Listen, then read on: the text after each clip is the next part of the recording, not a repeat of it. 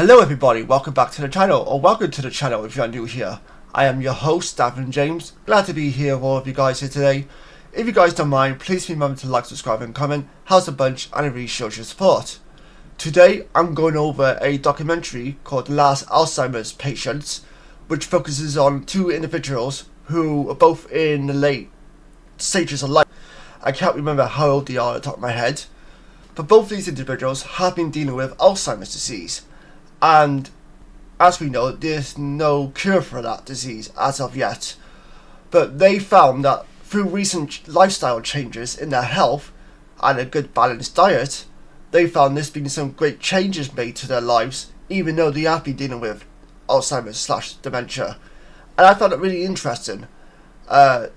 Alzheimer's dementia has been in my family before. It's been for another family member's family, if that makes sense. So it is something that I'm familiar with in some sort of way. So with that being said, let's get on with today's episode, shall we?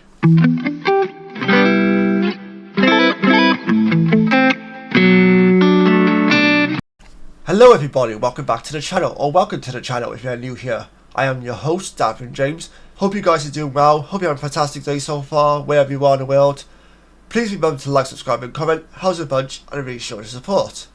Now today's episode, I'm talking about a documentary called The Last Alzheimer's Project, which two Alzheimer's sufferers claim to have made simple changes to their life to fight back against the disease. A man and a woman claim to have seen multiple benefits after making some changes in order to beat Alzheimer's disease. Alzheimer's can often prove to be a difficult and devastating disease for those who are diagnosed, as well as for their families and loved ones. However, two people have claimed to have beaten the disease with straightforward and simple changes to their lifestyle. And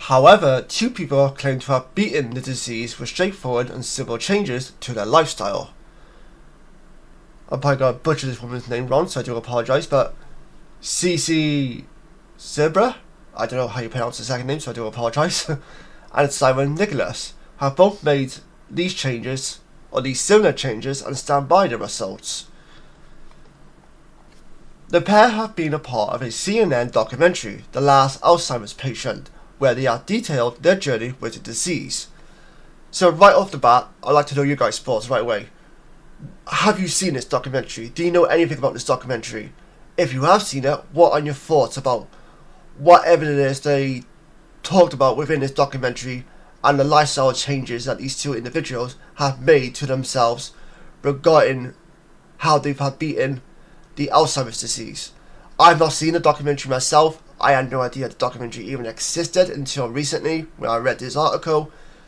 I don't think it's probably going to be available over here in the UK because we don't have CNN, obviously. But I am very curious to know what you guys think if you have seen the documentary. Cici took part in a clinical trial led by Dr. Dean Ornish, which has been exploring the impacts of a significant lifestyle change on early dementia amid cognitive impact due to Alzheimer's disease. For Cici, she simply adopted a plant-based diet and added some serious exercise and wellness to her routine. This hasn't proven particularly easy, as she has confessed to missing viral cutlets as she hasn't had her favourite food in over 5 years. It is worth it as meditation, exercise and a change in diet has reversed the symptoms for her. The other individual in this documentary, Simon, has spoken about the importance of changing his lifestyle for the benefits of his children, or for the benefit of his children, I should say. I was very worried, he told Dr. Sanjay. I have a 3-year-old son and an 8-year-old son. It was really important for me as I get older to try and be there for them in the future. There are many changes in lifestyle you can do to hopefully push the disease backwards and give yourself more time, which is all we need until we find a cure. His determination to make a change lifestyle was very much fueled by the fact that his mother also suffered with the disease, and she passed away in her 70s from what he suspects was dementia. For the last 10 years of her life, she just sat in a chair, rocking, while on about 14 medications. On 14 medications, Simon said. I'd much rather have a longer health span and then just go quickly. Simon was on a mission, as if the Green Reaper was over his shoulder. He was going to kick ass and take names.